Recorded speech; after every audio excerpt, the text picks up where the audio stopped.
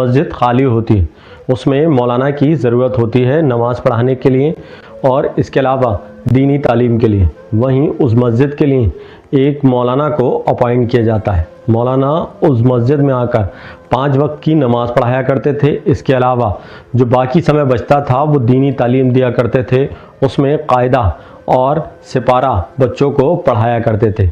मौलाना के पास जो समय बचता था बाकी समय वो अपनी किताबों में व्यतीत कर देते थे। समय उनका ऐसे ही बीत जाता था। लगातार मौलाना 5 वक्त की नमाज़ पढ़ाते थे। इसके अलावा बच्चों को कायदा और दीनी तालीम दिया करते थे। बाकी जो समय बचता था वो किताबें पढ़ा करते थे।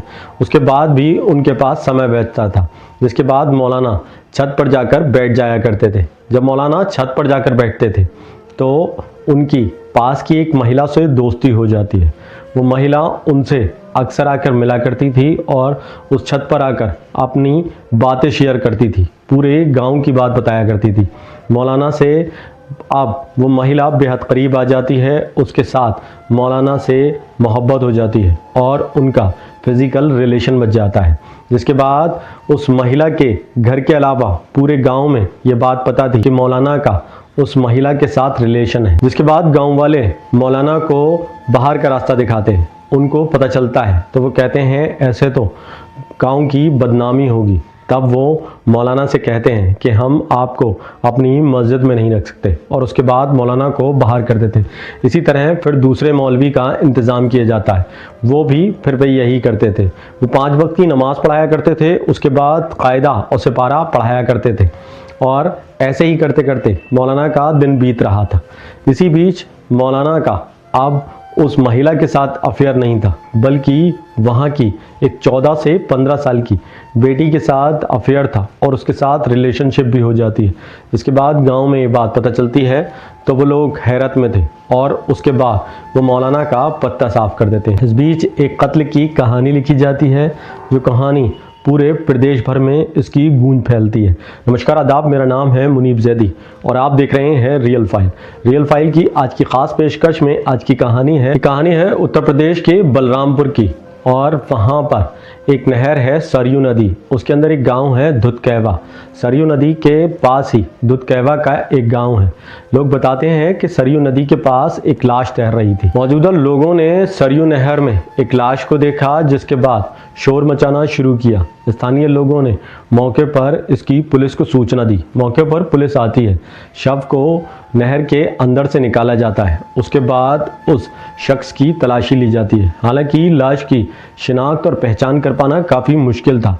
लाश के पास कोई भी चीज़ ऐसी बरामद नहीं हुई थी जिससे लाश की शिनाख्त हो सके। पुलिस को लाश मिलती है, लाश को चेक किया जाता है। जब चेक किया जाता है तो उसके कुर्ते से कुछ नंबर मिलते हैं, वो किसी आधार कार्ड के नंबर थे।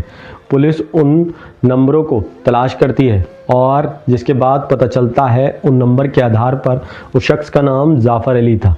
पुलिस अब जाफ़र अली की तलाश करती है उस आधार कार्ड के नंबर के हिसाब से। पुलिस आधार कार्ड के माध्यम से जाफ़र अली के पते पर पहुंचती है। वहां सिद्धार्थ नगर लगता था बढ़नी बाज़ार में वो पहुंचती है और जाफ़र अली के घर पर पहुंचकर वो उसकी पत्नी नजमा खातून से पूछती है कि तुम्हारा पति कहाँ है, तुम्हें पता भी है। तब महिला यानी कि जाफ़र अली की पत्नी नजमा खातून बताती हैं कि उनके पति मुंबई में रहते हैं और वहीं काम करते हैं। उनके बच्चों के लिए जेब खर्च भेजते रहते हैं, बाकी पढ़ाई लिखाई का खर्च वो खुद करती है।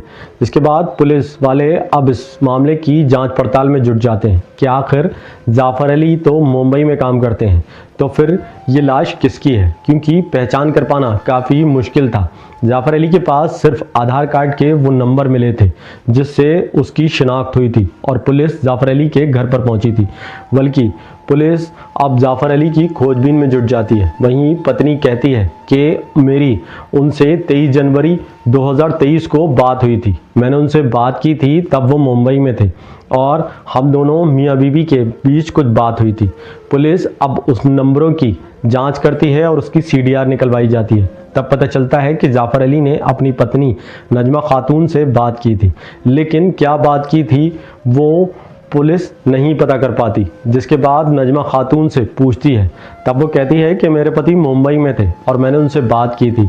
पुलिस को वो कुछ भी बताना नहीं चाह रही थी। ऐसा लग रहा था कि नजमा खातून झूठ बोल रही हैं और पुलिस को गुमराह कर रही हैं। जिसके बाद पुलिस नजमा खातून से सख्ती से पूछताछ करती है। तब नजमा खातून बताती है कि जाफ़र अली मुंबई में रहकर काम करता था, वो जितना खर्च भेजता था उससे हमारा खर्च का भरण पोषण नहीं हो पाता था। 3 बच्चे थे, उन तीनों की पढ़ाई भी थी, इसके अलावा ससुर की भी जिम्मेदारी थी। वहीं नजमा खातून की सास का देहांत हो चुका था। इसके अलावा ससुर थे, वो भी बुज़ुर्ग थे, फिर भी वो मेहनत मजदूरी करते थे और जो पैसे मिलते थे वो उससे घर का भरण पोषण करते थे। इसके अलावा जाफ़र अली लगातार पैसे भेजता रहता था, लेकिन फिर भी पैसों की तंगी थी। जिसके बाद नजमा खातून काफ़ी परेशान रहने लगी थी। इसके अलावा नजमा खातून बताती हैं कि उनके पड़ोस में बगल में नूर मोहम्मद का घर था। वो अक्सर नजमा खातून वहाँ जाया करती थी और बैठा करती थी। इस बीच नूर मोहम्मद के घर एक शख्स का बहुत आना जाना था और वो आकर बैठ जाया करते थे। एक दिन अचानक जब वो शख्स बैठा होता है तब नजमा खातून पूछती हैं कि ये शख्स कौन है। तब नूर मोहम्मद बताते हैं कि ये मौलाना साहब हैं। तब नजमा खातून मौलाना को सलाम दुआ करती हैं और उनसे बातचीत करना शुरू कर देती हैं। उस दौरान मौलाना के पास कई लोग आया करते थे, उनसे तावीज़ लिया करते थे। इसके अलावा जो भी परेशानी हुआ करती थी वो मौलाना साहब को बताया करते थे। मौलाना साहब उसका हल निकाला करते थे। अक्सर कई दिन ऐसा ही होता रहा। नजमा खातून नूर मोहम्मद के घर जाती हैं और मौलाना साहब को देखती हैं। वो मौलाना साहब के पास आती हैं और बताती हैं, कहती हैं कि मेरा पति मुंबई में रहकर काम करता है, पैसे भेजते हैं, लेकिन हमारा भरण पोषण नहीं हो पा रहा है, हमारे परिवार का भरण पोषण नहीं हो पा रहा है, जिसके चलते हम लोग बेहद परेशान रहते हैं। मौलाना साहब उन्हें कुछ उपाय बताते हैं, उसके बावजूद उनके घर की तंगी दूर नहीं होती। इस बीच वो मौलाना से लगातार उनकी छत पर आकर मिला करती थी। मौलाना साहब भी अब नजमा खातून से लगातार मिलने लगते हैं और वो दोनों एक दूसरे के बेहद करीब आ जाते हैं। इस बीच उन दोनों के दरमियान फ़िज़िकल रिलेशन भी बन जाते हैं। फ़िज़िकल रिलेशन अब लगातार बढ़ने लगे थे। मौलाना साहब लगातार उनकी छत पर कूदकर आने लगते हैं। मौलाना और नजमा खातून दोनों अक्सर मिला करते थे। उधर 24 जनवरी 2023 को जाफ़र अली का नजमा खातून के पास फ़ोन आता है। वो कहते हैं कि मैं मुंबई में रहकर अब रोज़गार नहीं करना चाहता। कहते हैं मेरा मुंबई से मन ऊब चुका है, यहाँ पूरी तरह काम नहीं हो पा रहा है, मैं अब तुम लोगों के पास आना चाहता हूँ। इसके बाद बीवी लाख समझाती है, लेकिन जाफ़र अली कुछ समझने को तैयार नहीं था। उसने कहा कि मैं जल्द ही टिकट करा लेता हूँ और मैं तुम लोगों के पास आ जाऊँगा। जिसके बाद ये बात ख़त्म होती है।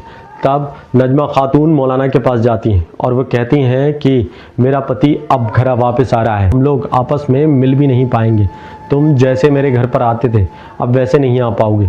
तब मौलाना भी परेशान हो जाते हैं। तब नजमा खातून कहती हैं कि कोई ऐसा उपाय बताओ कि मेरे पति रास्ते में ही कहीं रुक जाएं।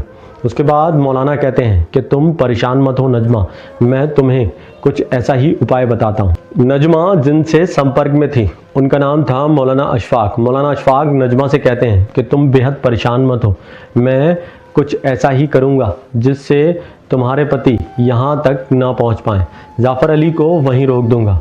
मौलाना कहते हैं बस तुम जैसा मैं कहता हूँ वैसे ही करती। उसके बाद नजमा अपने पति जाफ़र अली से कहती हैं कि तुम्हें वहाँ पर तुलसी नगर, तुम्हें मुंबई के बीच में एक स्टेशन पड़ेगा तुलसी नगर, तुम तुलसी नगर में उतर जाना। वहाँ काले उर्फ सलीम नाम के एक शख्स मौलाना मिलेंगे, वो तुम्हें कुछ दवा देंगे, इसके अलावा कुछ तावीज़ देंगे, तुम उनसे वो ले लेना। जिसके बाद जाफ़र अली अब क्या ना करते, उनका भी रोज़गार नहीं चल रहा था और उनके काम में मंदी थी। इसके अलावा आर्थिक तंगी से वो जूझ रहे थे। जाफ़र अली तुलसी नगर स्टेशन पर उतर जाते। जैसे ही जाफ़र अली स्टेशन पर उतरते हैं, काले और सलीम वहाँ पर मौजूद होते हैं। वो कहते हैं कि मेरा नाम काले और सलीम है, मैं मौलाना हूँ। जिसके बाद जाफ़र अली उनके पास जाते हैं और वो कहते हैं कि मेरा रोज़गार नहीं चल रहा है, इसके अलावा मेरे काम में भी मंदी है। वो कहते हैं आप बेहद परेशान मत होइए, कुछ दवा देते हैं, उसके बाद तावीज़ देते हैं और वो कहते हैं कि इस दवा को खा काले और सलीम जैसे ही जाफ़र अली को वो दवा देते हैं, जाफ़र अली वो दवा खाते हैं, उसके बाद वो बेहोश होने लगते हैं। इसी बीच वहाँ पर मौलाना अशफाक पहुँच जाते हैं। मौलाना अशफाक पहुँचते ही उसके बाद वो दोनों मिलकर उनको सरयू नदी के पास ले जाते हैं और वहाँ ले जाकर उनका कसकर गला दबाते, इतनी कसकर गला दबाते हैं जब तक उनकी जान नहीं चली जाती। इसके अलावा मौलाना अशफाक और मौलाना सलीम उर्फ काली की तलाशी लेते हैं। जेब में जो भी पर्स होता है, इसके अलावा जो भी कागजात थे जाफ़र अली के, वो सब निकाल लेते हैं ताकि शव की और लाश की पहचान ना हो सके। जाफ़र अली की जेब से एक एक पेपर निकाल लिया जाता है। इसके अलावा उनकी जेब से पर्स भी निकाल लिया जाता है। जो भी उनके पास दस्तावेज़ थे, मौलाना अशरफ और काले और सलीम ने वो सारे दस्तावेज़ ले लिए। पुलिस ने तफ्तीश की। तफ्तीश करने के बाद जाफ़र अली की जेब से कुछ डिजिटल नंबर मिले थे। उस नंबर के सहारे पुलिस सिद्धार्थ नगर पहुंची, नजमा खातून के पास, उनकी पत्नी के पास, और उनसे जो बातचीत हुई थी पुलिस ने आखिरकार वो सच उगलवा लिया। इसके अलावा मौलाना अशफाक और मौलाना काले और सलीम को पुलिस ने गिरफ्तार कर लिया और उनको जेल भेज दिया। वहीं लोग हैरत में थे कि आखिर जाफ़र अली का क्या कसूर था। इसके अलावा जाफ़र अली को ये पता भी नहीं था कि उनकी पत्नी मौलाना अशफाक से फ़िज़िकल रिलेशन में है। जिसके बाद वहीं 3 बच्चे अब बिना माँ बाप के हो गए। जाफ़र अली की मौत हो गई, उधर पत्नी को जेल भेज दिया। वहीं बुज़ुर्ग जो उनके दादा थे वो अब बच्चों की परवरिश कर रहे हैं। इस कहानी का उद्देश्य किसी के दिल को ठेस पहुंचाना नहीं, बल्कि लोगों को जागरूक करना है। इसलिए सतर्क रहें, सावधान रहें। मिलते हैं अगली कहानी में रियल फाइल्स के साथ। हम विदा लेते हैं। जय।